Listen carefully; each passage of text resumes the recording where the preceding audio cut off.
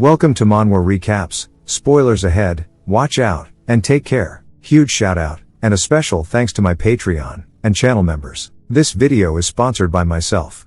I just opened up a Patreon for those of you that want individual chapters for manhwas, or shorter daily uploads that aren't enough for full-length parts on the channel. Link will be in the description, and pinned comment.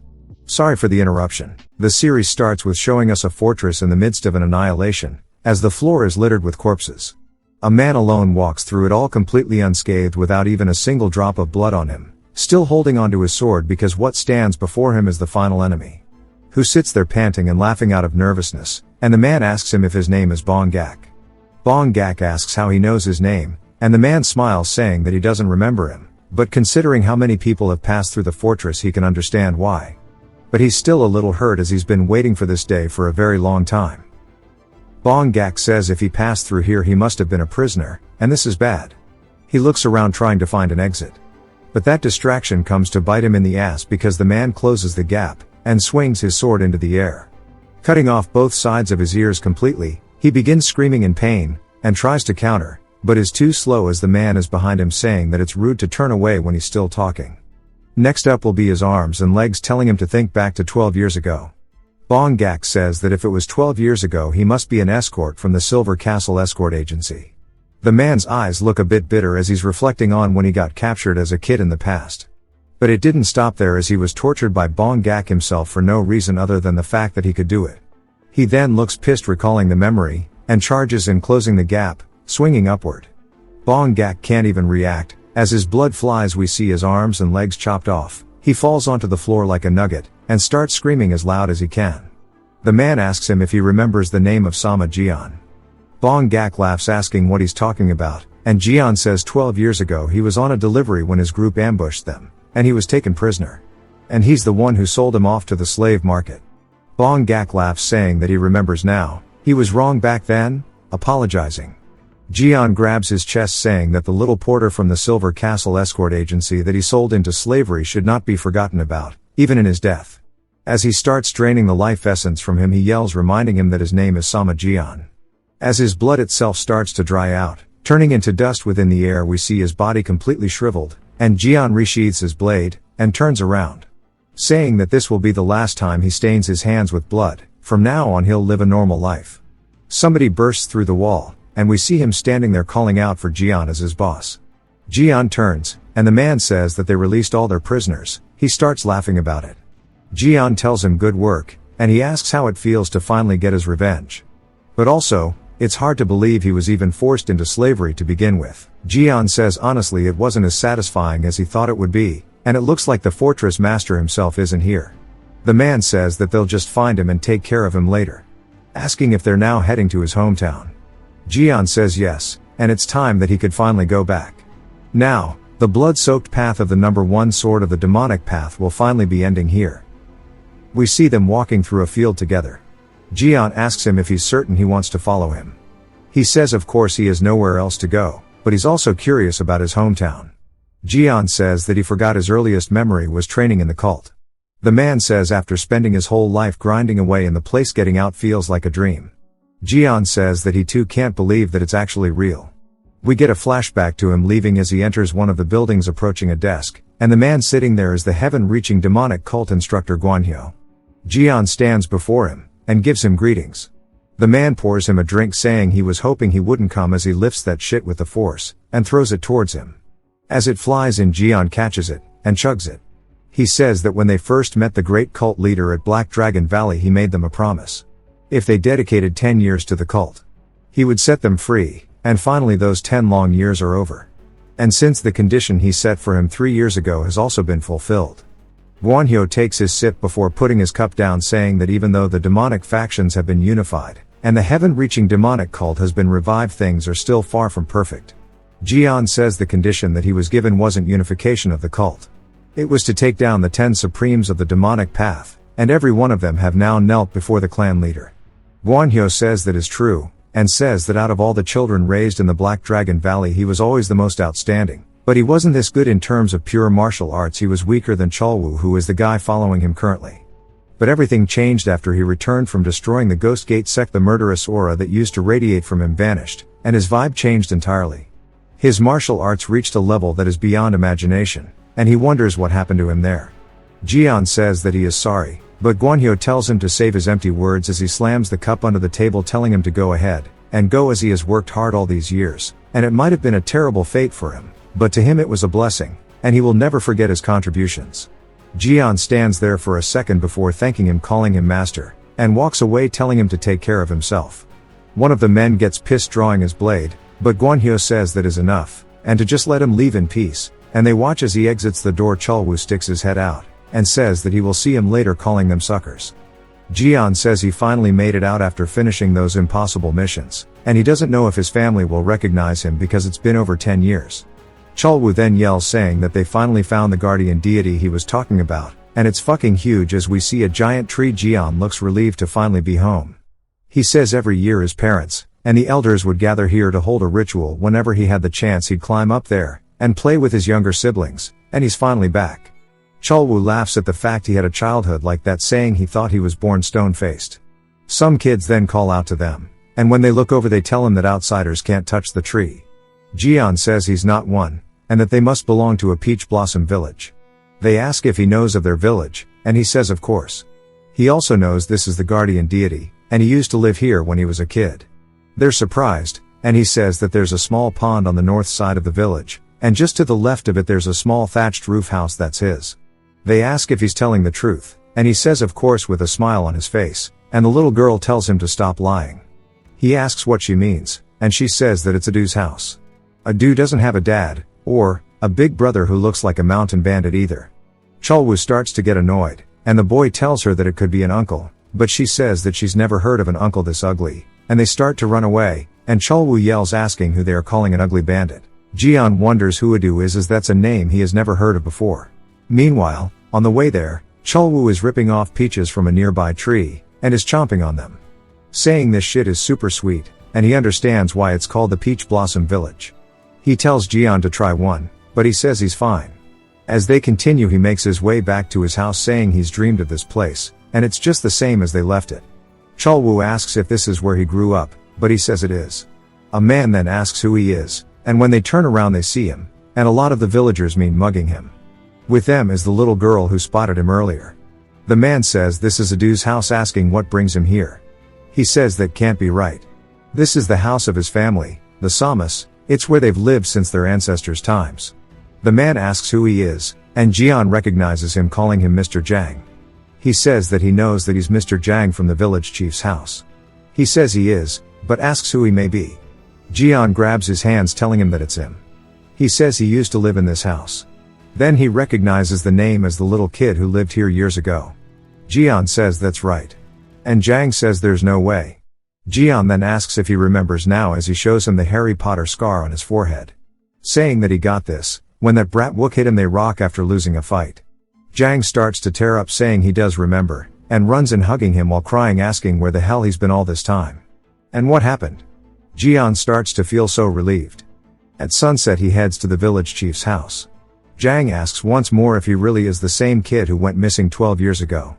Jian says he remembers Zhang trying to stop him several times, saying that being an escort for the Silver Castle Agency was dangerous.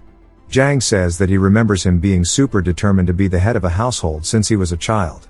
They all thought that he died when the job went wrong. Asking where he's been all this time. Jian goes to tell him, and recalls the last fight he was in. As we see a man distancing himself, spitting up blood, as the one who sent him flying was none other than Jian. This is the Northern Heavenly Sword Demon. He says 300 years have passed since the Heavenly Demon died, and the demonic path was shattered into pieces. He scoffed when he heard about those arrogant fools who, under the insolent name of the heaven-reaching demonic cult, claimed they would unite the path, but it turned out to be true. The rumors that they defeated all of the 10 strongest except for him with just a single unit. Jian tells him that he's the last one, and if he defeats him he'll be a free man. Sword Demon laughs, telling him to try it, and if he can defeat him he will be the strongest in the entire demonic path. He flies in as they exchange swords with one another. The Sword Demon realizes he's getting pushed back before he gets sent flying across the battlefield, and he barely manages to stop himself. He begins coughing up, saying that he never expected him to be this strong before passing out. Jian sighs, seeing that it's finally over, and he looks at the sun. And back to the present, he puts his cup down, saying Zhang wouldn't believe him if he told him, but says he was sold as a mercenary, and wandered place to place only just now managing to return. Jang says that he must have suffered a lot. And Jian asks where his family went. He says that his younger siblings left for Sohyung. Jian asks if he heard that right. Jang says that it's been about 6 years after they heard what happened to him. They held on for as long as they could. That was it. Jian says that he never knew this, and the next day in the village, we see him bowing to Jang as he waves them by. He recalls Jang telling him that his mother passed away last year. He makes his way up into the mountains, he sits atop a cliff, and starts bawling his eyes out saying that he has committed an unforgivable sin against his mother, and he doesn't know if he could ever be forgiven for this. He finally heads to Sohyung, and stands before where his family lives saying that this place is run down. Cholwoo asks what's wrong, and if he's scared, and if so it's been a long time since he's seen him like this, as it was just a little while ago that he was strolling through enemy territory like it was a walk in the park. Jian asks if that's really the same as this. Cholwoo asks if it is meant to be any different, telling him to just kick the door open. Jian says it's not that easy. He doesn't know how he can face them now, as they must have suffered so much to have moved to a shitty place like this. Cholwoo says they can just earn money, and buy a new house. So what's the deal of worrying about it? Just go inside. Jian says that he's low-key right, and knocks on the door saying they'll never be separated again. A woman walks up from behind asking who he is, and when he turns he's surprised as he spots her, then recalls memories of his little sister that he used to carry around, asking if it is who he thinks it is. Cholwoo says she's super pretty, and she gets embarrassed, and Jian walks by hitting him in the face. He then asks if she is Jin. She asks how he knows her. He tells her that she's grown so much. And when he goes to tell her that it's him, he's shocked as he's grabbing her hands. He can sense that there is so much energy in her body. She pulls her hands away, yelling to let go, and falls onto the floor. Realizing what happened as he goes to apologize before 2 more people run over asking what the hell he's doing. When they turn she calls him little brother, and he runs in asking who he is to touch his sister. He says if it's the little brother, and dodges the attack saying that it must be Hoga. He says that's right, he is Guang Ho of the Concordant Mind Association. He runs back in saying that he must be one of those cowardly bastards from the Blood Axe sect as he starts dodging each and every one of his attacks. Jian wonders if his brother became a gangster, saying that both of his siblings have grown so much. Hoga then pulls out his knife asking if harassing his sister wasn't enough, as now he's messing with him. Their other brother tells him that's enough, as he shouldn't be behaving this way on the anniversary of mother's death. Jian says that must be Hyun. As Hyun says joining a gang has made him reckless, they start arguing. Jian says they've grown so much, but he's relieved as he closes his eyes. Hoga takes it as an opening, and charges in once more. Cholwoo grabs the knife with his bare hands, and shatters it. Hoga calls him a monster, and Cholwoo laughs saying, that's right, because he is the great diamond monster. Hoga says he has no idea what that is, asking why he's trying to steal from their house. This pisses Cholwoo off. He says first he was labeled a bandit, and now a thief, saying he doesn't even look like one, but Jian says to wait, and goes to introduce himself before Hoga says that it's the Axe Blood sect. Jian turns around spotting a group of men walking towards them. That dude is ugly as fuck, and he says he's never seen them around before, wondering who they are. He then gets close to Jian because Jian doesn't answer, asking him again. The other ugly fuck goes up to Cholwoo, wondering what's the deal with this giant. Hoga barks saying this is the Concordant Association's territory, so what are they doing here? Jian says that these men must be from the Blood Axe clan, and Ugly says they decided to take this place over starting now. Hoga starts yelling, saying that first they sent that monster, and now they've come to jump them. Ugly tells Jian to cooperate, and he'll let this end nicely. As he walks past him, his blade gets unsheathed, and Jian throws it to the floor as the dude's head begins bleeding, and completely falls off of his head, rolling onto the floor. His men all look over in horror. Holy shit, they have a monkey and an onion back there. They all start grabbing onto their weapons, asking how that happened. Then Jian uses sound transmission to tell Cholwoo to clean it up. As they all leap at him, he smiles before charging in, breaking their swords, and next he's beating the shit out of them. After defeating them in an instant, he says they were just a bunch of nobodies, but maybe he went too far, as some of these dudes were deleted. That guy can probably just walk it off though. Hoga and the rest are horrified that they took them down in an instant, saying that they thought they were hired by them. Cholwoo then points towards their bodies, saying that surely they don't think they're on the same side anymore. Jian says they are not bandits, and calls his siblings all by their names, and shows them his scar, asking if they really don't recognize him. They ask if he's really their brother, and he says that he's finally returned. Hyun's the first to run in, hugging him, crying, asking where he's been, while the other two still have the realization settling in. Sometime later in the house, they're having a meal, and drinking. Chulwoo says he likes Hoga's attitude, and they should have a lot of people like him under them. Hoga then asks why he keeps calling Jian captain, and Chulwoo says because he got his ass kicked when he challenged the captain as a kid, and owes him his life. Jian tells him to stop talking nonsense, and it's just a lie, because he doesn't want to call him brother. He then asks how everybody's been, and Hyun says he's working as an escort at the Pearl Sea Escort Agency. Jian looks surprised, and Hyun says that he must have not heard from Jang, but right now he's learning the trade under the general manager. Jian says that mother must have been strongly against it. Hyun says that she was, much more than he would think. Hoga says that of course she was, because their eldest brother went missing while working as one, and he shouldn't have thought about taking that job in the first place. Hyun tells him that he doesn't want to hear it from a thug. Hoga tells him he makes more money though. Hyun reminds him that he exploits the weak, and they don't need that kind of money. Hoga tells him that they don't actually exploit anyone, and that's not something that he'll ever do. Jin slams the meal on the table, telling them to stop arguing, because after 12 years their brother's finally back, and all they can do is fight. Blood starts to pour out from her nose, and she quickly covers it. Jian runs over, and she starts coughing, and he asks why the yin energy in her body is too strong. Hoga asks how he knows, and Jian asks if she's been to a doctor, and if so what was the diagnosis. Hyun says they went to everyone skilled in the area, but no one knew. The doctor who made the most sense said the same thing he did, and that her hands and feet are cold, and her face is pale because of the yin energy. She says that it's more or less bearable now, and starts to walk out of the room, and closes the door behind her. Hyun says the reason they left, and moved here is because of the doctor here in Sohyung. Hoga agrees, saying that she's only able to manage because she's taking medicine that replenishes her yin energy, and if not for that she'd already be dead. Jian asks if there's a cure. Hyun says he doesn't know about a cure, but he said it might be possible to alleviate the symptoms, but it costs a ton of money, and it's not cheap, and they can't afford with how much they make. They wouldn't have a chance if it weren't for the money that Hoga brings in, and he doesn't even have the right to criticize him. He starts crying. Jian stands there, realizing how tough it must have been for them, and comforts his brothers, saying that even though he thinks he doesn't, of course he has the right to make sure his brother goes down the right path. And he's the one with the least right since he just returned, and he's sorry for that. But they shouldn't worry about the money, and go see the doctor tomorrow. Hyun thanks him, saying that they'll leave so he can rest because he must be tired. Jian watches, and pours himself a drink. Chulwoo says that if he had known, he would have brought some with him. Jian asks if he means the stuff from the bandits, and he says yeah, they had so much money, but they were told just to leave it behind. Jian reminds him that it belongs to the people they captured, and they have to send it to the families of the escorts, and merchants who lost their lives, and he didn't even want to touch their money. Chulwoo says that's up to him, and then asks him to remember the item they got from the demonic Buddha temple, since selling that would be more than enough. But he also wants to know what he thinks her condition looks like to him since he checked up on her. He says he doesn't know because he's not a doctor. Chulwoo says surely he has an idea, and he says the balance of energy in her body is broken, and the yin energy is overwhelmingly strong. Chulwoo says that surely he could infuse her with the yang energy, because with his internal energy it should be no problem. Jian says that it doesn't seem to be that simple. He tried injecting some, but it had no effect.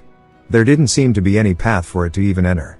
Chulwoo asks what that means, and Jian says if they leave her like this, she'll die very soon. The next day they all head to the clinic, and we see it's completely in chaos. Jian says that it seems they got here too late, and while they rest here first thing in the morning it's still packed, and the doctor must be as good as they say. Hoga says that he's incredibly famous, but he'll handle this. As he walks forward he yells towards some men greeting them saying they must be hard at work. Chulwoo asks who they are. Hyun says they're from the same association. They go around to all the businesses under the pretext of maintaining order just to extort money. Chulwoo says that they're just playing local security, but asks why they're so humble. Yesterday he heard that they were the pillars of the area. Hyun says pillars is ass they're just low-level grunts. Chulwoo laughs saying that everybody has to start somewhere. Hoga tells them to come on as they'll head inside. Chulwoo says that he's a reliable one. As they all start to walk in Jian says there are a lot of doctors here. Not just patients. Hyun says he's traveled around with the escort agency, but he's never seen a clinic bigger than this even outside of Sohyung. When he first came here there was only one room, and a single doctor named SOS Oma, and his skill alone grew this place to this scale in just a few years. Cholwoo says he definitely doesn't seem like a quack, but Jian finds it odd that even a doctor apparently that skilled can't cure her.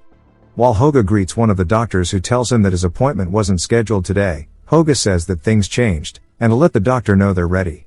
Bro says bet he'll go fetch his master right away.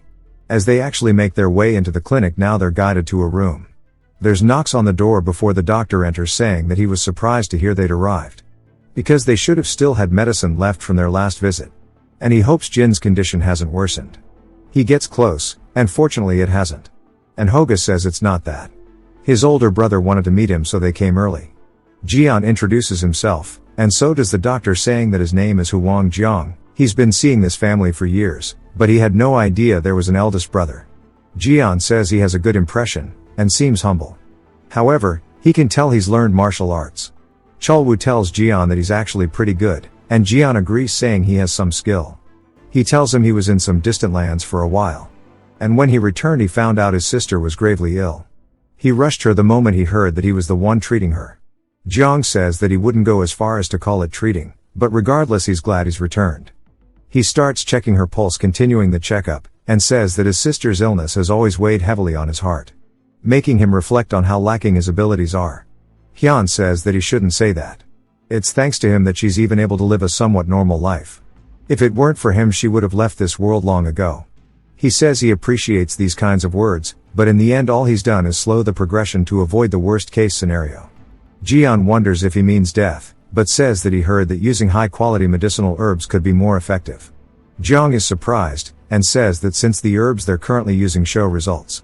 He was thinking that using superior grade herbs, since might actually yield better progress.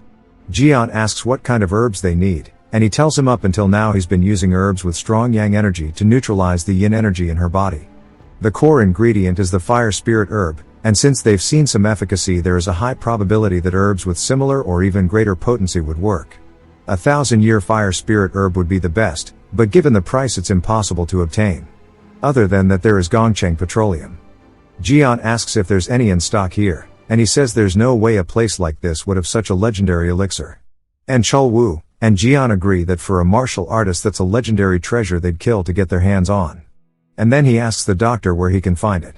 Jiang tells him that if he's heard of the Suryong merchant group they have it here. Jian asks if he means the one based in Hangzhou. Jiang says exactly they're one of the largest merchant groups in the Central Plains. Not long ago the chairman's son contracted malaria, and they summoned him in a hurry. He was shocked when the chairman showed it to him saying that it was a medicinal ingredient that might help with the treatment. Jian asks if he used it then. Jiang says hell no. If he had used the petroleum for something like malaria every doctor in the world would have laughed at him. When he told him he didn't need it the chairman made a comment half joking about selling it. Jian asks for how much, and he tells him that he said he would sell it for 300 gold. And they're all surprised. Jin realizes that's a price they can't afford. Hyun explains that it's because 1 gold is enough for half a year's worth of medicine for them. Cholwoo asks if there's any other way they could get it on credit. And Jian tells him not to be ridiculous. Cholwoo says the cash they brought won't be close, but if they sell their item it might be possible. Jian's brothers ask what he's talking about, and Jian uses sound transmission telling him he better not bring up that damn Buddha staff again. Cholwoo covers it up saying that when he was working back as a mercenary he happened to find something. They thought it was just a glowing rock, but he was shocked to find out it sells for a fortune. Jian says that's right. Apparently its value is 400 gold. And his brothers once more look surprised. Jin begins to cry. And Jian tells her not to worry. He will find a way to get it for her. He then tells Jiang he would like to arrange a meeting for buying the petroleum. Jiang says he'll set it up immediately. And sometime later he makes his way to the merchant group. And this guy looks like those dogs that have super flabby faces. But he tells him he won't sell it. Jian asks him to repeat himself. And he asks why he has to. He tells him again that his merchant group will not sell him the petroleum. Oh shit, Gang has ice on his grill. Asking if he understands him, Jian asks why he has no intention of trading, and the guy says that this isn't enough to cover the cost. Jian stares at him asking if he thinks it's a fake, and if he does he can appraise it as thoroughly as he likes. He says it's not that as the head of the Suryong merchant group has a decent eye for these things. This is definitely a night glow pearl, a high quality one at that. Jian asks why he's refusing then, and he stares at him for a second before replying that he did tell the physician he'd sell it for 300 gold, but he never intended to part with it, and he must have heard the reason he brought it out. Jian says that it was for his son who contracted malaria, and he brought it out for his treatment. The merchant says that's correct, and it was chronic malaria, the most difficult kind to treat, and he had no choice but to bring it out. Since the petroleum is a legendary elixir said to be able to bring the dead back to life, and it's even rarer than a star in the daylight. Chalwu stares at him, and the merchant says that if word gets out that his merchant group possesses it, they'll become a target for every vulture out there. That's why he kept its existence a strict secret, intending to save it as an emergency reserve for the family's inner circle. He even made Jiang swear an oath of secrecy after explaining the situation, and he knows he's not the type to break a promise lightly. Given his character, he must have let it slip while searching for a way to save a patient in critical condition, and he assumes that patient related to him.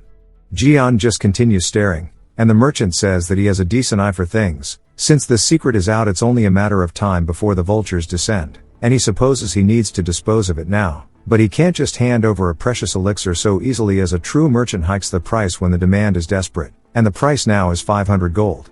This pisses Chalwu off, but Jian doesn't say anything. The merchant then picks up the pearl, saying that it's definitely top grade, but it's a bit small, so it would honestly be hard to even get 400 gold from it. He'd need a perfect buyer just for that. At best it is 300 gold, but there is an extra 100 gold penalty plus another 100 for the sudden surge in demand. So if he pays the extra 200, it is all his. Chalwu asks if he's out of his damn mind, and there's a limit to how much bullshit he can take. Any more and he'll blow this place off the fucking map.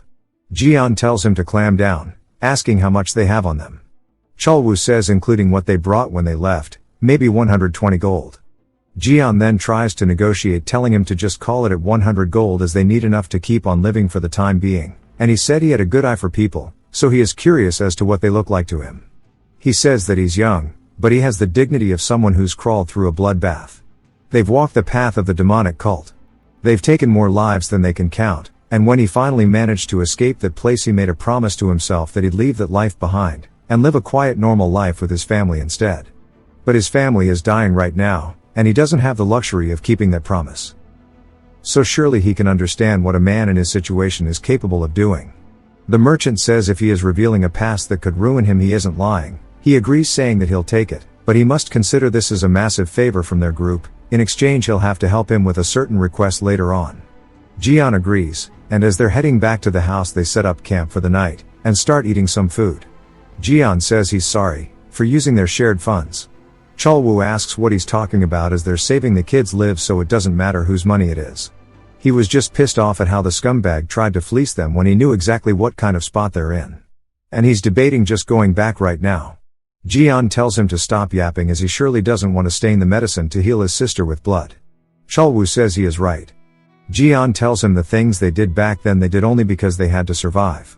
And the people they killed weren't exactly saints either. They were all bastards of the demonic path, but it's still true that their hands are stained with it.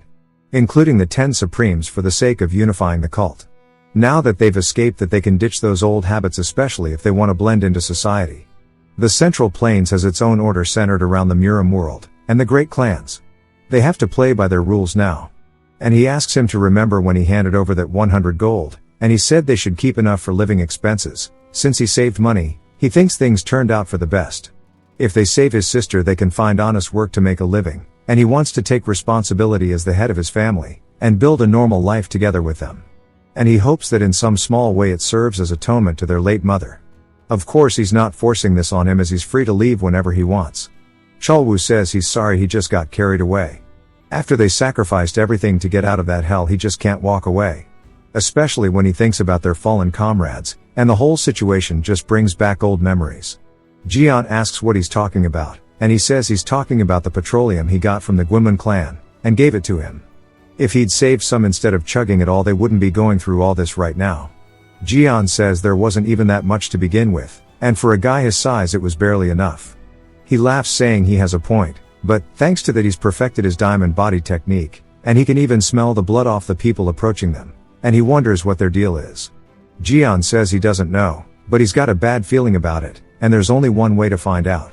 As he grabs his bag, horsemen begin to approach them, surrounding them in their encampment. They then start hopping off, approaching them, and Jian says it won't be smooth sailing after all. One of the men says that for some beggars they sure do move fast. He thought they were going to lose him for a second. They say they should start by taking their legs. Jian asks if they've been tailing them, and the bandit tells them to hand over the goods nice and easy, and they'll let him die without a struggle. That is an awful haircut. He says that if they refuse they'll make sure they suffer through the agonies of hell, unable to live yet unable to die. They say they're looking for the item he got from the Suryong merchant group. Jian says that he guesses he really can't trust anybody because that bastard didn't keep it a secret like he said, but tells him to get lost as he's seen enough blood for a lifetime, and if he does leave he'll act like this never happened. That awful haircut tells him to stop playing dumb with him as they followed him after confirming that he got the petroleum. The other men say that if they were him they'd hand it over right now. They have no idea how worried their boss was that the old man might have already chugged it himself. And if they took any longer they would have ran in and got it themselves. But also it must be better to go out the easy way. They can just hand it over and die. They then start talking shit to Cholwu, talking about how he's as big as a bear, but ugly as hell. He says that's funny, asking who they're meant to be, and they ask if he really needs to know them. But since they're going to be dead men there's no harm in telling them. Cholwu and Jian both smirk at each other, and they introduce themselves as the Thousand Killers Gang. They are elite heroes that belong to them. Awful haircut tells them all to shut the hell up as he's going to count to 3, and they can make their choice on if they want a quick death, or one that's full of pain. Cholwu asks if the dude's just mad at his barber, trying to take it out on them, and this pisses him off until he tells them all to jump their shit. They start drawing their blades, and Cholwu says that there's no reason for them to hold back, and Jian says that he did try to warn them. Cholwu says that based on the killing intent, and the fact that he reeks like blood, he can tell he's taken quite a few lives. Awful haircut says that he's going to gouge out his eyes, and rip his tongue from his throat. As the men start smirking, Cholwu taunts them, saying to come and get their shit rocked, but Jian tells him to wait a second. He asks why, and then he points over. Cholwu looks, and we see 3 people walking towards them from the woods. Cholwu gets a little disappointed. The bandits wonder what's going on, and a woman says that it looks like some unlucky merchants are getting robbed, and they look absolutely terrified. She says they seem to be in quite a bind, wondering if they need help. Jian wonders who they are, trying to help a total stranger, but tells her they are from the Hangzhou underworld. Cholwu tells Jian that they actually have some skills, and he agrees that they are some high-level experts. Cholwu says he wouldn't go that high, but they're still strong enough to wipe the floor with these thugs. Jian says the real expert is that woman. Cholwu says in that case he'll leave it to him. Jian asks for her to lend them a hand and she steps in front of them, and her men say that it looks like they're planning to attack them, wanting to know what to do. The other dude is pissed that they're directing their killing intent at him, and she says that if they back off now, she'll let them leave in one piece, and she'll overlook everything that's happened so far. Haircut says they might be from a high-ranking family, but right now, getting the petroleum is all that matters. He yells, saying that she doesn't know her place, ordering all of his men to kill her. As they leap at the first guy he unsheathes his blade, tossing his scabbard into the air, as the bandits collapse around him, all striking down where he is. We see them actually getting all their attacks deflected as they fall backwards onto the floor, with only one man standing right beside him now. But he's also losing consciousness as he begins bleeding from his face, and falls over. The man smirks looking down at him, and Cholwu's actually impressed. Haircut realizes that this shit is bad, and leaps off his horse. But the other man blocks his blade, and lands behind him. He says that if he had just accepted his lady's mercy, he might have lived, though he finds the current situation far more interesting. Haircut runs in at him, and thrusts towards his head, but the guy sidesteps, saying that it's actually pretty impressive. Haircut follows up with a swing, aiming for his throat, but the guy ducks underneath, countering, and slicing across Haircut's chest, practically cleaving him in two, and he falls down onto the floor. The other guy asks what took so long, and he says that the boss was actually a boss for a reason. His friend asks if he was even that good. He says he had a decent amount of momentum, but to look at the prisoners they have, as once a few of them died, the others dropped their weapons on their own. He wanted to cut them all down, but the lady told him to let them live. He says that sounds just like her. Jian thanks them for saving their lives. She says not at all, and it's only natural that she would help them, and she's glad that she could. Jian says that he should properly introduce himself, but they're in a dire hurry. He doesn't mean any disrespect to his saviors. She tells him to not be ridiculous, and go on ahead, as they'll take care of these things by themselves. He then tells her his name, and if the opportunity ever arises, he'll be sure to repay this debt of gratitude. Cholwu says that shit was cringe, and Jian tells him to shut up, and as they walk away, The woman's bodyguards say that they were a strange pair. But no matter how much of a hurry they were in, they should have helped clean out this mess. She says they did ask for their understanding, and she agreed. She doesn't know how much they would have helped to begin with, then she realizes something, and they ask what's wrong. She says that those two men weren't afraid at all, and there wasn't even a hint of fear. Even with all those people bleeding and dying, they didn't flinch once, and that look of absolute indifference as if it had nothing to do with them, as if they were just casual bystanders watching a show.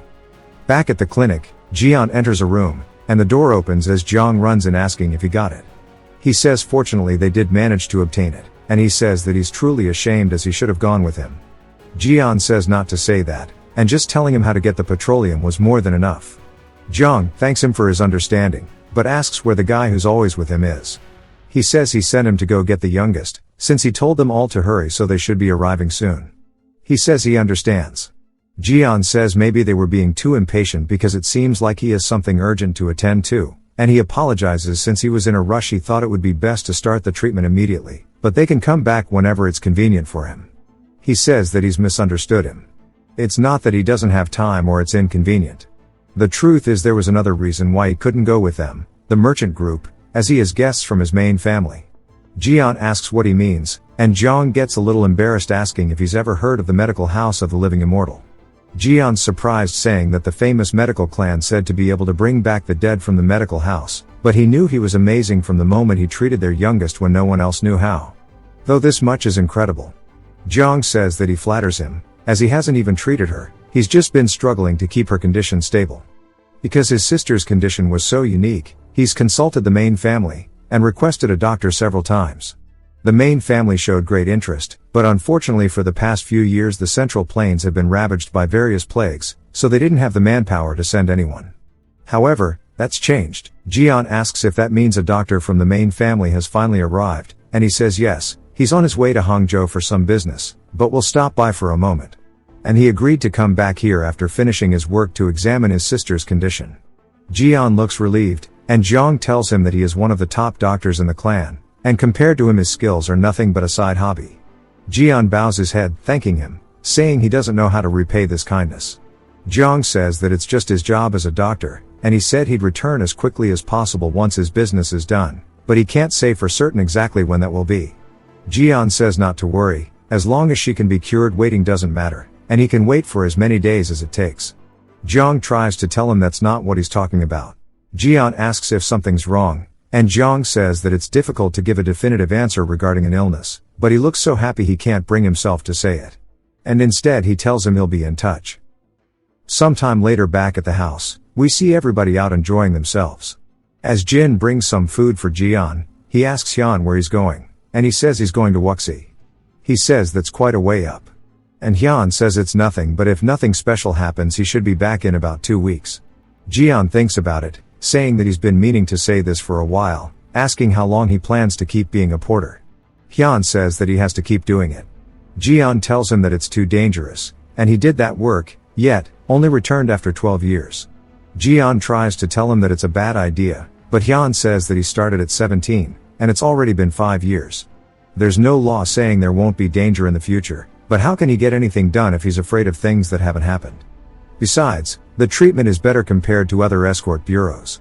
Jian says that he has some money saved up, and with that money, he can make a living even without working as a porter. Hyun is confused because he heard he spent it all trying to buy up the petroleum. Jian realizes that Cholwoo is a snitch, and he quickly says that he was just asking so many damn questions. Hyun asks why he's being like that to Cholwoo, wondering if he wanted him to hide it. Also, even if there were money left over, there's nothing specific for him to do. Jian says they could buy some rice paddies and fields. Hyun asks if he's ever tried farming, and that he doesn't remember how they used to do it when they were kids. And he's sure he doesn't either. As they continue just yapping, they get onto the topic of talking about businesses. Jin tells them all to eat food. And Hoga says that he's down to start a business, and he can even get a good location for it. Cholwoo asks if he means by using the society, but also if he even thinks it's possible. Hoga says that he might not look like much, but he has at least as much influence. Cholwoo says that from what he saw the other day, but says never mind. Hyun asks what the rush is. They haven't been back for long, and they need to keep an eye on the youngest treatment. If he's really that worried, he can work with him. Given Cholwoo's size, The bureau head would come running to welcome him. He says he'd rather be an escort than be a porter. And Jian says that he's not so sure about doing that kind of work again. Hyun says that it's his choice to make. He can take his time thinking about it. Jin seems to be thinking about something. And Jian says that he was in too much of a hurry. And for now, he'll take his time, thinking about it seriously. But he should too. He won't tell him to quit right this second, but he wants him to give it some thought. Hyun says that he'll think about it seriously just as he said. And they start eating their food. Later out in the town, Cholwoo says that this is hard. Asking if he wants to take a break, Jian says sure. And they head over to an inn to get some dumplings. Bro tries to get alcohol, and they say they don't serve any. He says he'll just take the dumplings then. But ask Jian what they're going to do. No matter how hard he looks, there's no suitable work for them. Jian says that he's right. He told Hyun that, but after living by the blade his whole life, finding work isn't easy. Cholwoo asks if he really wants to try starting a business. And Jian says that means that they have to ask Hoga for a favor. Cholwoo says that he should give his family a chance to hold their heads high. But Jian says no. After Hyun, he's going to pull Hoga out of that gang too. And it wouldn't be right to ask for a favor. Besides, they don't have the personality to run a business because Cholwoo would probably start scrapping with the customers. He laughs saying that he has a point. And when the guy brings out the dumplings, they start to eat it. He says the shit's really good. Jian agrees, saying they're much better than what they had yesterday. And that the filling is really good. He asks the man if it's pork. And he says that it is made with ground pork. Jian wonders if the other shop used poor quality meat. As while it's the same, there's a big difference. The worker says he doesn't know where else he's been eating dumplings. But no place uses meat as high quality as their shop. Jian says that he thought all pork was the same. Cholwoo says it might be a different cut. But the guy says it's not about the cut. It's about the person who butchered the pig. Jian says that he guesses there's a specific way to slaughter them. And the dude tells him that the method is the same everywhere. It's just that the butcher's skill is different. Jian says he doesn't understand. And Cholwoo yells to watch out. Jian turns only to spot Cholwoo's straight up shoulder checking a pig until it falls onto the floor dead. He asks Jian if he's okay. And he says he is. Cholwoo asks where the hell a pig came from out of nowhere. And some men run over to grab it, asking him if he's okay. He says he's fine, but he's not so sure about the pig. Then apologizes for killing it, but surely they won't ask for compensation. They start to panic until an older man approaches from behind, calling them all idiots. The old man continues asking how many times this makes, as they apologize. The old man says they should be apologizing to them instead of him. They apologize to Cholwoo, and Jian says it's fine. Since nobody was hurt, the old man says he's sorry that the applicants let the pig they were holding get away. He's just glad it was stopped without any major accidents. Jian asks what he means by applicants, and the old man says that he used to run that butcher shop over there, and he's been looking for someone to take over for him. These are the men who applied for the job. Jian's curious as to if he's the same dude who butchered the pigs used in the dumplings. He says that's right.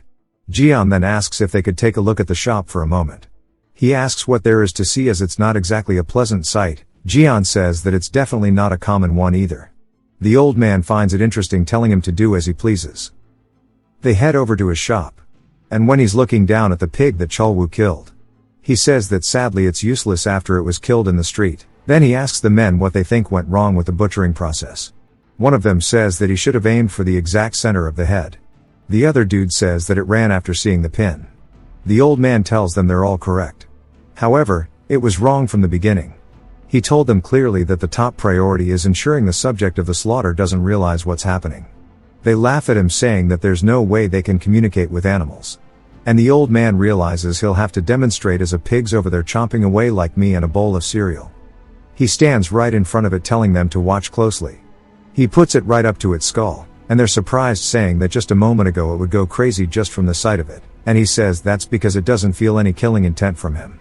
They ask him to explain. He says that there's nothing that reacts more sensitively to killing intent than a beast. They feel threatened immediately even by the slightest trace of it. For instance, like this: as he starts to release it, the pig freaks out. Cholwoo is surprised that he could do it, asking Jian if he is a master, and Jian says that he has no trace of practicing martial arts, but he is impressive.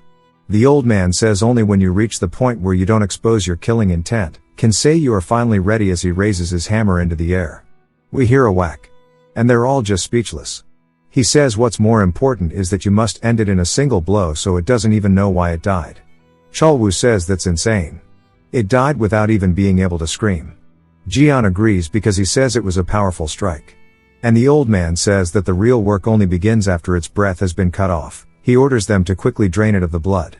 Cholwoo says that the old man has quite the lungs as he can yell so damn loud, asking if that was necessary. A man sweeping says that he has no children so he's looking for someone to carry on the reputation of the shop he's built. Cholwoo asks what's so great about slaughtering cows and pigs as he should just let it go, asking Jian what he thinks.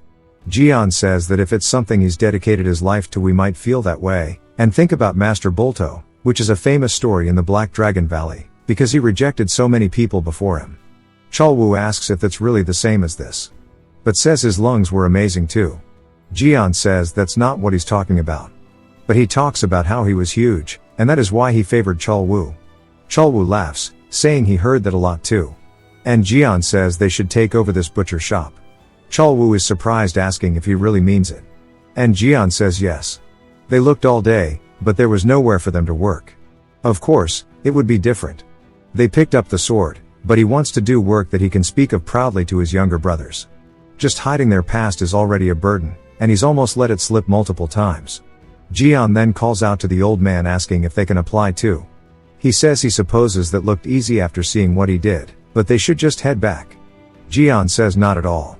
There's no way they would harbor such shadow thoughts after seeing a strike like that, and they call it one strike one kill, and it was a skill that truly conveyed the weight of his years. The old man tells him to wait a moment as he guides a pig into the room, and it stands before Jian. He says that taking over this place means he can at least perform the slaughter, wanting to see his skill. Jian says that he's never butchered before, but he'll give it a try. He kneels before the pig, and puts the rod to its head before hammering it just like he did. The old man says it's astounding for him to do what he did so easily when it took him a lifetime to master, and he's curious if he's really never learned this before. He says he just followed what he did. He tells Cholwoo to hurry up, and hang it. He says sure. And the old man is surprised that he's so damn strong because he lifted it when it usually takes multiple men to carry. And Cholwoo asks if he really needs to use these tools.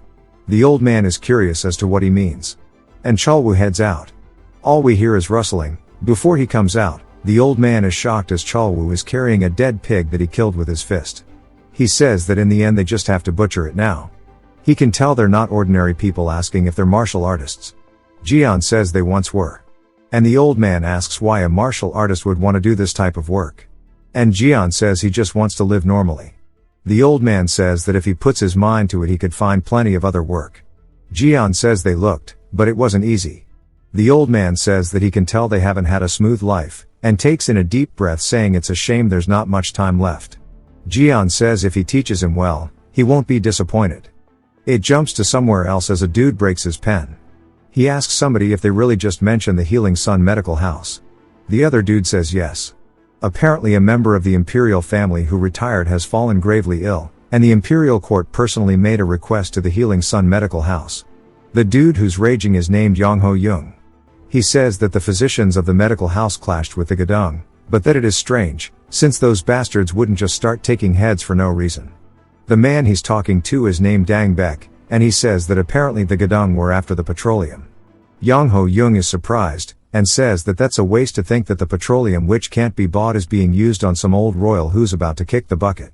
Dang Beck says it's not used for the royal's treatment, the owner was someone else, so there is still a chance. Yongho Jung asks if he's saying that it's not property of the Healing Sun Medical House. Dang Beck says that's correct. They say that the Gadung were originally chasing that person when they clashed with the Healing Sun Medical House. And Yongho Jung says he should have said that sooner, asking who it is that owns the petroleum. Dang Beck tells him that it's somebody named Jian from Shaoxing, and he bought it from the Suryong Merchant Union. Yongho Jung laughs, saying that he doesn't know how that greedy old pig managed to get his hands on that, but this is an opportunity like no other. He can cure the illness of the little brat the Yang Ho clan treasures most, and he tells Dang Beck to use whatever means necessary to bring it back. And if he's already used the petroleum, then capture whoever drank it. Since they definitely couldn't have absorbed the effects yet, it'll be present in their blood. Sometime later we see Jian butchering the pig. While the old man watches, he says this is astonishing. He heard already that he had plenty of experience with the blade, but his progress is incredibly fast, and there's nothing left for him to teach him. Jian says that it's all thanks to his proper instruction, but the old man says he's grateful even knowing it was an old attachment. He devoted his entire life to this craft, and he hoped it would be preserved. His hand shakes as he stretches it forward. He said if not, he thought it would be better for it to disappear altogether. Thanks to him, his wish finally feels fulfilled, and he can close his eyes in peace. Jian says not at all. He was worried about what he should do after returning to his hometown, but thanks to him he's been able to settle down, and he's the one who should be grateful. Cholwu says that he could have just chopped it up roughly, and sold it, and he throws the pig into a barrel asking why he has to learn this too. The old man is annoyed, saying instead of giving him a knife just make him do the odd jobs, and at least his slaughtering skill is serviceable, so this much is fine. Cholwu says that he's finally saying something sensible for once. Later we see them all drinking. Cholwu says that they should just do what he says, as knives aren't his thing anyways. Jian tells him to do whatever he wants, and he laughs thanking him. Cholwu then asks the old man if he'll have some alcohol too, and Jian is surprised, and slaps him asking what the hell he's yapping about, but Cholwu says that if it's time to go, one drink should be fine, and the old man laughs saying that even if it kills him he can't let a day like today pass without a drink. Sometime later Hyun is surprised, saying that things have really been stirred up.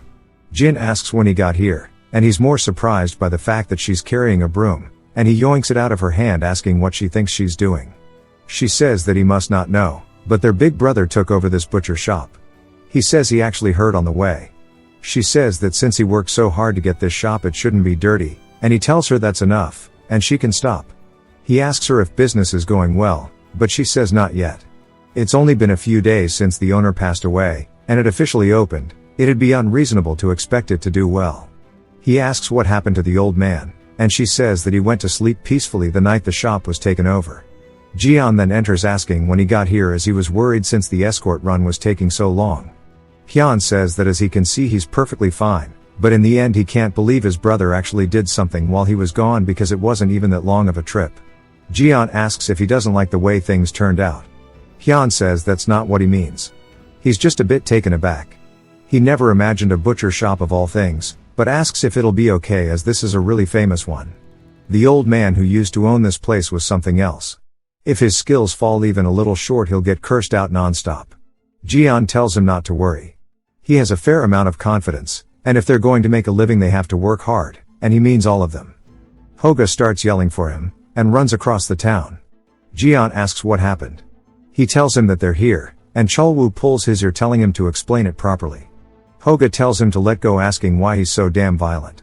Cholwu says it's a sign of affection, and if he wants to show him real violence he will. Hoga says hell no, but tells Jian that he met one of the physicians from Jiang's family, and that he was told to bring the youngest, wondering when they should go. Jian takes off his apron saying they can head out right now. As they get there Jiang's happy to see him.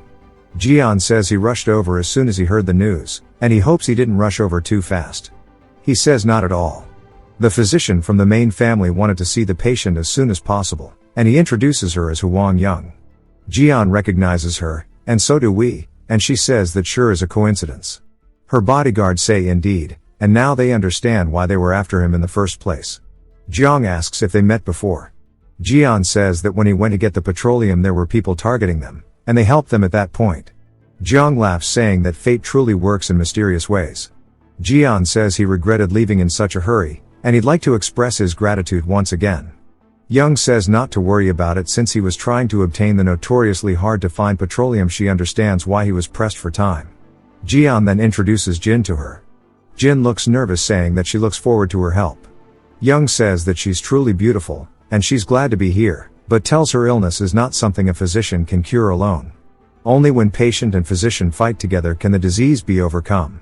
Jin gets a little embarrassed, and agrees. Young says this is good, and tells everybody to step out for a moment.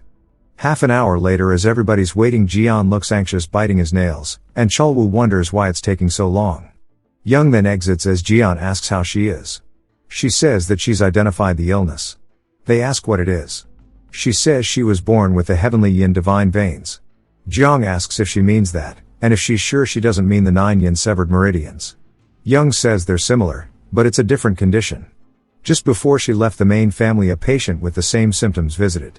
At first she thought it was the severed meridians, and began treatment, but there was a subtle difference, and she felt something was off. If she hadn't found records of the divine veins in the main family's archive, she never would have identified her condition. Cholwoo asks if it can be cured. Young says to be honest she can't give it a definitive answer. The patient had already missed the right time. However, according to the record, the main family's acupuncture clearly has an effect on it. Cholwoo asks if the person in the record's life was saved, and she says about that, but we don't get to hear it, of course, because instead it's some time later. The air is super foggy, and Hoga is scared, asking if things will go well. Cholwoo asks why he's asking again, saying of course it will. Hoga then asks if they think they'll get the results soon. Cholwoo says not even 10 minutes have passed yet, and they probably haven't even started yet. He stares at Jian, and Jian just recalls what Young said. Jian tells her he understands that she failed. Young says it did, and Jian asks why. She says first it was far too late. She was 21 when she came to the main family, and by then the yin energy had already seeped into her marrow, rendering all medicines useless. Second, while the symptoms may appear similar, the yin energy flowing through someone born with the divine veins is far more powerful than that of the severed meridians in terms of illness severity. It can be considered much more critical. Jiang asks if she's really certain because it sounds like it's the other way around. There's not a single case of someone with the severed meridians living past 18, but she just said that somebody with the divine veins lived until 21. She says that's only because of the petroleum. It was thanks to that she barely managed to cling to life past 20. Jian says to think she's still lost her life even after the petroleum is crazy. Young agrees, saying it's nuts, but if the main family's acupuncture had been used when she took the petroleum, the situation would have been different. Jian says in that case he asked that she'd take good care of her. She's one of the few precious siblings he has, and she can tell just how worried he is. Back to the present, he's waiting, saying that she spoke as if it were nothing, but he can't shake this uneasiness. If something really even by the slightest chance goes wrong, what is he meant to do? Hoga says that it feels like 2 hours have passed, and Cholwoo tells him to be quiet. Hoga turns before something flicks his forehead, and Cholwoo catches him as he slumps out. Jian says that it seems some uninvited guests have arrived. He looks out into the bamboo forest. It's eerily quiet, but we see a group of men armed outside. It's none other than Dang Baek asking if this is where the target is. One of his men says that it is, and he reminds them that the primary objective is the petroleum, and that the medical house will be handled by him, along with the Vice Hall Master Squads 1 and 2. He then tells Squad 3 not to let a single person escape, and secure the front gate immediately. As they start moving there, Cholwoo cuts them off, telling them to stay put. They're surprised, and the first dude who walks up literally gets his head fucking deleted. Dang Baek, and the rest are surprised, asking who he is, and he says that's his line, asking why they're all dressed up like idiots in the woods together. Dang Baek says for him to cause this much damage with a single strike he's a monster, and judging by his appearance he's not the one called Jian that they're looking for. He tells one of his men that he's going to go kill that bastard Jian, and he'll leave this one to him. He leaps away, and Cholwoo watches, saying that he sure is fast. His men ask if he's not intending to stop him. He asks what would be the point. They tell him that his friend could be in danger, and he laughs, asking if they're really worried about his boss, and if they want to make a bet. He'll bet them that their boss is going to be the one dead very shortly. They call him arrogant, but also tell him that they have no personal grudge, so they're sorry they have to do this to him. He laughs, asking why they are still talking, as they should just get to dancing already. All of the men leap at him in unison, completely surrounding Cholwoo, and he smiles. All we see is a bright light, and dudes flying through the air. Dang Baek turns, seeing the explosion, saying as expected they're going to have trouble, and he's in a hurry to kill Jian, and grab the petroleum, because then he can go help. Jian cuts him off, asking what he's thinking so deeply about. He's surprised that he closed the gap without him noticing, and goes to draw his blade. Then Jian asks him where he's from, and what it is he came here for. Dang Baek says that he thought that they would be greenhorns since they run a butcher shop, but they're damn monsters. As he charges in, Jian says this means he's not going to answer. He thrusts towards his head. Jian sidesteps, and then he tries to swing downwards. It gets dodged again, and his eyes go red with pure rage as he's sitting there trying to land any meaningful blow he can. Until Jian gets tired of dodging, and uses 2 fingers hitting a point on his wrist. He drops his blade, and Jian grabs it before stabbing him in the foot. He screams as he falls to the floor, and Jian says he'll ask again, wondering where he's from, and why he came here. If it's for the medical house, or if it's maybe for the petroleum. The guy freezes up, and Jian says this means he did come here for the petroleum. Not many people know that he obtained it, so where did he hear it from? Dang Baek pops something in his mouth, saying this is as far as he goes. Jian says if he answers he'll spare his life, but instead sees his body falling over limp as he starts foaming out of the mouth. Jian says if this is how they're going to play he needs to tell Chol-woo to let a couple of them live, but when he turns he's already walking over saying that it's fine, and that it's all done on his side. Jian asks if he killed all of them, and he smiles saying of course. Realizing he made a mistake, and he definitely should not have sent this moron over there. Chol-woo then asks if the guy is dead, and Jian says that he is. He took his own life before he could make a move. He didn't realize he was taking a poison pill. Chol-woo says that it makes sense because his attention was focused on his side. But it's a pity as they couldn't find out who was behind it. And they might swarm them like gnats again. Jian says that won't happen since the petroleum is gone now. But if they do swarm they'll all end up dead like that. Chol-woo says them swarming isn't all that bad as it'll be pretty enjoyable, and it would help get through these boring daily life. Jian gets annoyed asking what he means by boring, as he's seen so much blood yet he still wants to see more. Chol-woo realizing he sounded crazy says that's not what he was talking about. Jian says he really hates having his current peaceful life shattered, and Chol-woo agrees with him. Jian then says he's just being noisy telling him to clean up this place properly. Chol-woo asks if he has to do it himself, and Jian says that he was the one who caused the mess, and he's gonna head on in. Chol-woo asks how the hell he's meant to do this by himself. Eventually he makes his way back saying he finished, and he opens the door. Jian says that he smells something burning asking if he set the forest on fire.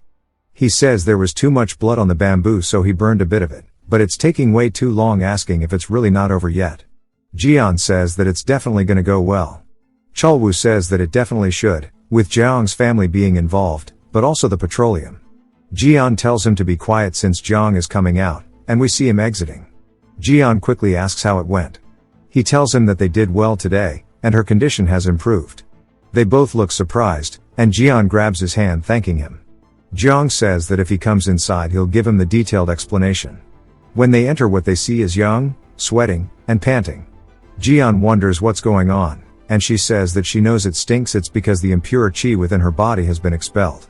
Her men tell her to quickly circulate her qi, but she says that it's not that bad. While they did their best using the petroleum, with her family's techniques, unfortunately they failed to achieve a complete cure. Jian is confused that they said that she clearly improved, and Young says that she has, and she's become healthier beyond comparison to the past, but they could not cure her completely, and she's sorry. Jian says that he heard that it was a technique that harmed the physician as well, and he has nothing to say but his thanks and gratitude. She says on the contrary it was an opportunity she could call lucky to encounter such a rare disease, and even be able to use the petroleum, as treating patients is naturally a duty and principle physicians must uphold. Chol-woo though seems to have other thoughts saying that it felt ominous from the moment he heard everything failed. Her men wonder if he's trying to start something, and Jian tells him to stop it, but Chol-woo says in the end it was just smooth talk, and if she thinks she's lucky she must be trying to get something out of this. The men start yelling asking if he's trying to insult her, and he starts to release his aura asking if he said something wrong, and his aura alone is so powerful it makes everybody in the room finally understand just how strong this dude is, but Jian begins to release his too, and tells him to apologize immediately. Young asks what the hell is the deal with this chi as that giant man was surprising enough, but for Jian to be even greater than that is crazy. Chol-woo under no pressure folds saying that he made a huge mistake out of frustration. Jian asks for her to forgive his younger brother's mistake. And offers an apology as well. Young says that he doesn't have to do that as she's the one who should apologize. She expected, and hoped there would be no major issues, but she cannot completely rule out the possibility of a relapse. Jiang says that that's nonsense, it was a perfect technique, and she couldn't have done better than this. What is regrettable is that her symptoms were far more vicious than the 9 yin severed meridians, but there's also a miscalculation. Jian asks what he means, and he explains that he overestimated the efficacy of the petroleum. It was insufficient to handle the powerful yin qi of the divine meridian. Chol-woo says that even if the petroleum is insufficient then what kind of medicine do they need? Young says rather than insufficient it is more correct to say that a spiritual medicine with a different usage is needed. As far as she knows there are almost no spiritual medicines that surpass the petroleum. However, unlike the petroleum which has a near perfect harmony of yin and yang, there are spiritual medicines that excel in extreme yang or extreme yin. Jian says that means that his sister's illness requires something like that, and Young says exactly.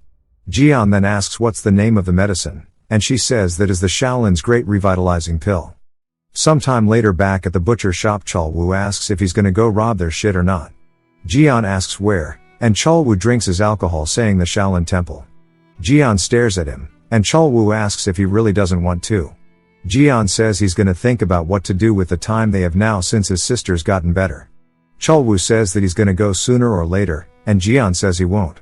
Cholwoo asks if he's certain, and Jian says that since Young was confident she'd be fine for the time being, there's no need to rush. It hasn't even been long since he came home, so he wants to stay with his siblings for now. It'll be a long journey, so he needs to establish the shop first. Cholwoo says that makes sense because if the both of them go to Shaolin, the shop won't be running for business anymore. And if they want the butcher shop to run even after they leave, they need to teach them properly. Jian asks who, and Cholwoo says that he's talking about his brothers because he thought that he was going to make them quit their jobs anyways. Jian says that was his intention, and Cholwoo says that going to Shaolin would be postponed at least until they can run the butcher shop properly. Jian says that's right. Cholwoo says that Hyun is originally diligent, so there won't be a problem, but Hoga is a different problem. And he says speak of the devil as Hoga runs in calling out for his brother. Jian tells him to calm down, asking what's wrong. He says that Hyun has been kidnapped, and Jian looks surprised, asking what he means. Hoga says that he heard that a while ago they followed his escort group on a mission, and they were all kidnapped by bandits. Cholwoo starts to get pissed, and Jian says that it's time to go to the escort agency he was working with. They head there as Hoga escorts them into the agency. We see the family members of all the laborers asking where their family members are. The worker says that they're currently negotiating with the kidnappers. The family members ask what he means by negotiating. The dude says that he can't give the details. But the hostages are a top priority, and they're doing everything in their power. If they trust them, and wait a little longer, everyone will return safely. Hoga gets pissed, saying he is just giving formal answers, and he'll ask himself. Somebody walks over asking if they're sending in a rescue team or if there's any other methods to get them back home. The man asks who he's meant to be, and he introduces himself saying that his older brother is held as a prisoner. The man apologizes, but says that they need to negotiate with him as much as possible to resolve the situation. He tells them all that they're doing their utmost so to trust them, and wait, and he turns around leaving. Cholwoo says that dude has zero sincerity. But Hoga as well finds it suspicious. He recognizes one of his brother's colleagues, and he walks over. His name is Jang Song. Jang Song is surprised that he came, and Hoga asks how it's going, and if they're really doing negotiations like that dude said. He says of course, and everybody will be back safely soon, so not to worry. Hoga then drags them to the side, and Jian says they should follow too.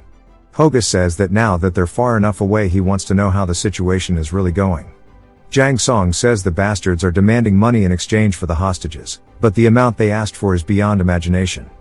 Hoga asks how much, and he says they're asking for 100 gold.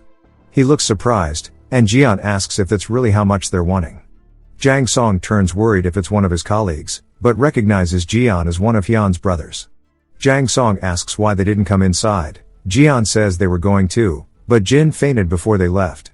He asks what happened, and Jian says that she was shocked after she heard the news. He says he sees, asking if she's okay now, and Jian says that she is. He sighs, saying that he is relieved, but Cholwoo asks how a small agency like this is going to get 100 gold. Jang Song says that this is quite sizable in the area, so why is he calling it small? Cholwoo says that he definitely must be thinking of another way, and wonders if they're sending in a rescue team. The dude is surprised, but asks how he knows since everyone is keeping it hush-hush. Cholwoo tells him that the atmosphere just screamed it to him, but it seems that it will be difficult just with their power alone. Jang Song says that they're going to get help from other people, and they've already sent some. Cholwoo says that he doesn't know if it will go well, since the people who took the hostages will probably roughly expect this to happen. Jian then asks who did this because he knows there's a certain line between the agencies and the Green Forest. Jang Song says that it seems they haven't come to their senses even after their stronghold was destroyed. Jian realizes something, and asks him more about it. He says that it's a stronghold called the Golden Tiger Bandit Camp, and it's quite famous in the area, but it was decimated a while ago. Jian asks if he's saying that the Golden Tiger Bandit Camp has revived, and Jang Song says yes, the leader who left the stronghold finally returned. Jian, realizing he needs to finish business, tells Hoga that he left Jin with their neighbor, and he needs to go take good care of her. Hoga asks where he's going, and Jian says he has to go take care of some unfinished business. Jang Song tries to tell him that he shouldn't leave in this situation, but Cholwoo says that they have found a way to save their brother, and that he shouldn't worry, and just go take care of Jin.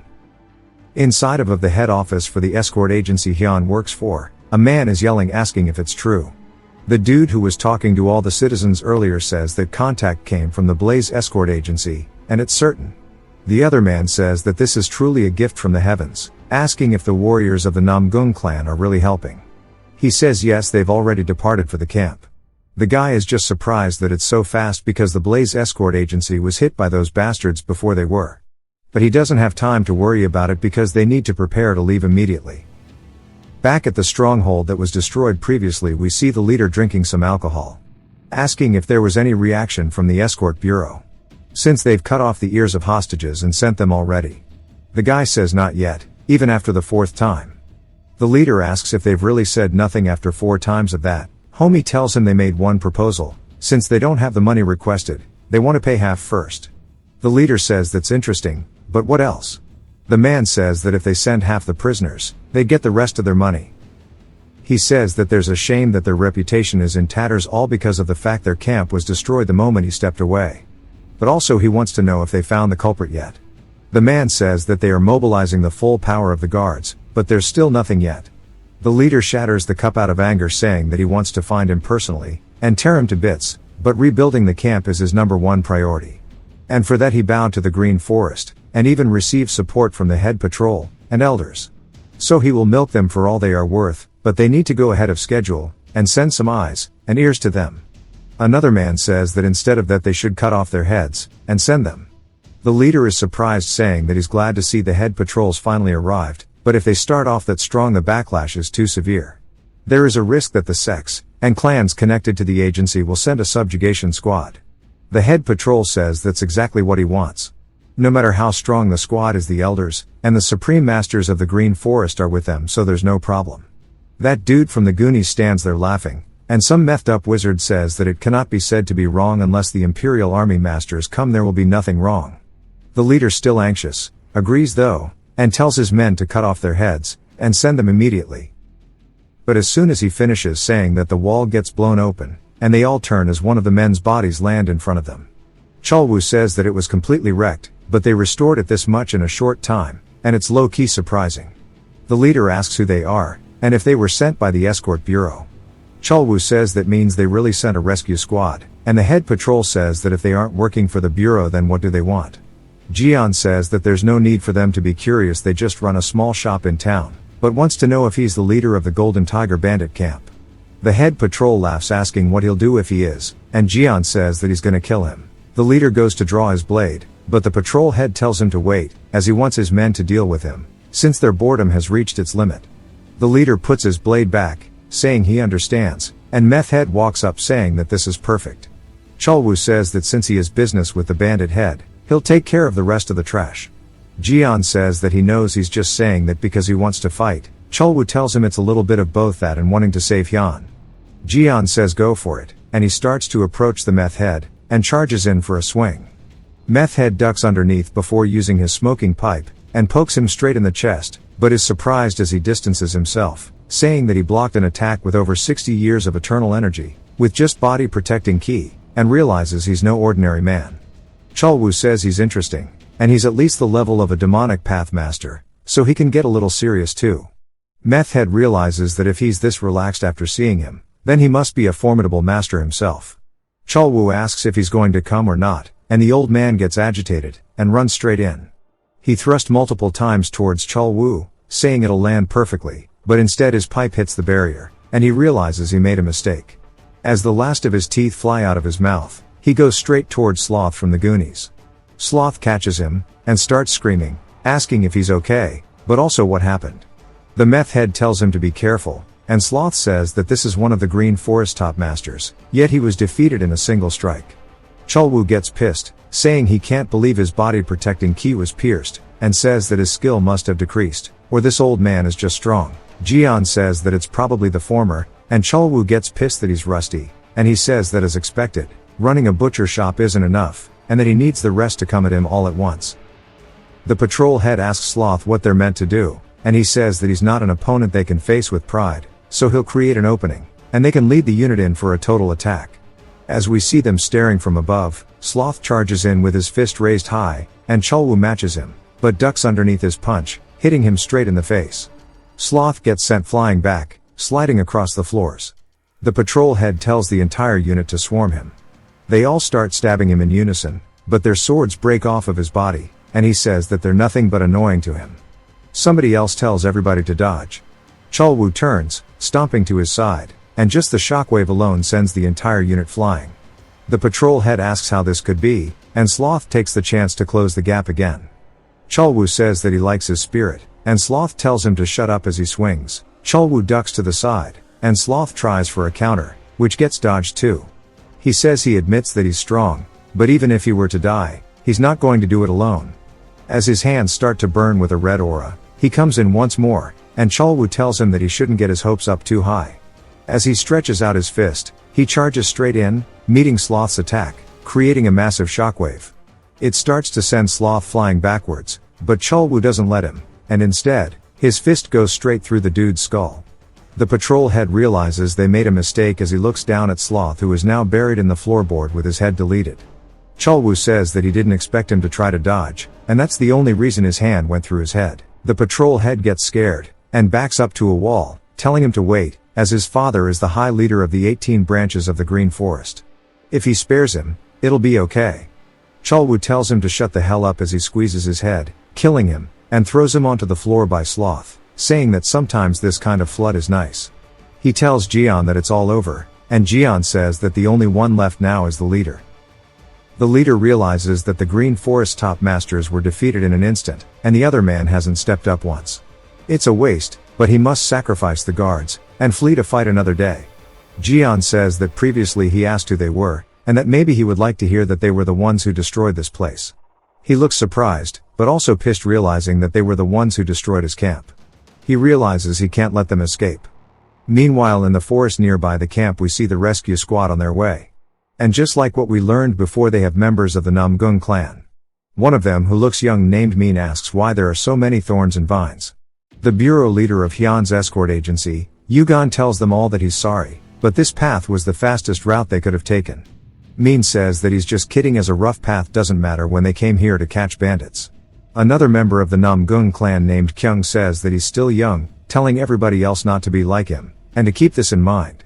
While subduing them is important, the top priority is the safety of those taken prisoners, and they shouldn't act rashly to put them in danger. They say yes sir, and he stares at them for a second before he says it's time to keep moving. But he comes to a stop. Min asks what's wrong. He says that seems a fight has broken out.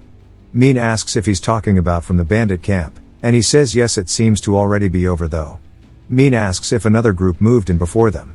As he did hear the escort bureau requested help from other people in advance. Kyung says he doesn't know, but it seems that they must hurry. Back to the leader, who's swinging his sword wildly trying to hit Jian at all. He's destroying his building while Jian's dodging it all. It pisses him off, and he screams, telling him to fight like a man. Jian asks if he's really that angry. The leader tells him to stop yapping, but Jian says that he needs to know if he's so angry that he's willing to destroy his own home. The leader says that his fortress, which he built his entire life, was smashed by a brat, so of course he's angry, and he's gonna exterminate 9 generations of his family, and erase the very village they live in. Jian says he sees, and he feels it's a waste to lose this place, even though it was grown by oppressing the weak, and kidnapping innocent people, selling them off. The leader says that's just what bandits do. But that has nothing to do with him. As he charges in, we see his teeth get sent flying. Jian hits him quickly in the face. He starts to fall unconscious onto the floor, and buries his head into it. Jian says that if he thinks that has nothing to do with him, he's mistaken, as 12 years ago he was captured here, tortured, and then sold off like livestock. He starts stomping on the man's leg, crushing it. He says that after they sold him to the demonic path, he was treated worse than a beast, and he crossed the line between life and death hundreds of times before finally escaping, and when the person, the breadwinner of his family, vanished, they were barely surviving, and eventually his mother passed away from all the hardship. He breaks his arm next before kicking him in the chest, sending him flying into a pillar. He says he's pissed because he couldn't be there for his mother in her final moments, and the leader says that he never expected one of their slaves to come back for revenge. Jian says that if that wasn't enough, he kidnapped his younger brother, and if he really doesn't understand why this has to do with him, he's just stupid. The leader says he was wrong begging for his life to be spared. Bro has a single tooth left. Jian says that he's going to make him beg to be killed instead, and once he tells him the location of the prisoners on his own, he will allow him to die. He puts 2 fingers up to the man's chest, and starts electrocuting him. As we see it flowing into him, he screams out in pain, and it continues as Jian is making sure that he tortures him just as he was previously. Kyung then enters yelling for him to stop, but Jian continues. Cholwoo asks who the old man is, and Jian says that he should handle him for him. Cholwoo says this is some light work, and Kyung draws his blade running in. Cholwoo swings towards his head saying that he's not going to let him get close. He sends out an aura blast from the punch, and Kyung spots it, and has to use his own aura to block it, but he realizes that his just got ran through, so he has to send out more trying to block it. It takes 7 cuts. He says that he didn't use his full strength, but for his sword ki to be deflected so easily, this is a problem. Cholwoo tells him that wasn't bad, he didn't expect him to dodge it, and it'll definitely be more fun than the meth head as he looks down at him. Kyung recognizes him as one of the top masters of the Green Forest, saying that while his character is ass, his skill is significant, but as he thought he needs to take this guy seriously, we see him using something called the Blue Sky 1 key art. Cholwoo gets impressed, saying that he thought he was no ordinary man, and finally he can get serious too. They start to charge in at one another, and we see their ki clash once more in the middle. Cholwoo doesn't stop there though, as he comes in with another punch.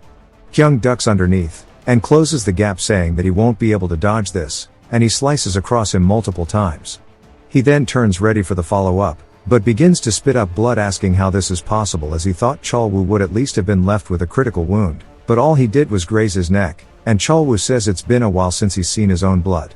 The other members of the Namgung clan ask where the hell such a monster came from. Min goes to draw his blade, and they all stand before Cholwoo as he laughs at them. He says that it's always the ones with no skill who try to push with numbers, but they should know that doesn't work on everyone. Kyung tells them all to stop as he's not done yet. Min tries to reason with him, but Kyung says that they're just smearing the honor of their clan, and to fall back. Cholwoo says that's more like it, but Jian tells them all to wait. Cholwoo asks what's going on, and when he turns around he sees his face, and starts freaking out. He walks over towards Kyung carrying the leader, asking if they're from the Namgung clan. Who the fuck is that? If you've watched till the end, comment, Doritos, to let me know. Thanks to my Patreon members. Subscribe for more videos like this, leave a like or a comment to help the channel out. Thanks for watching.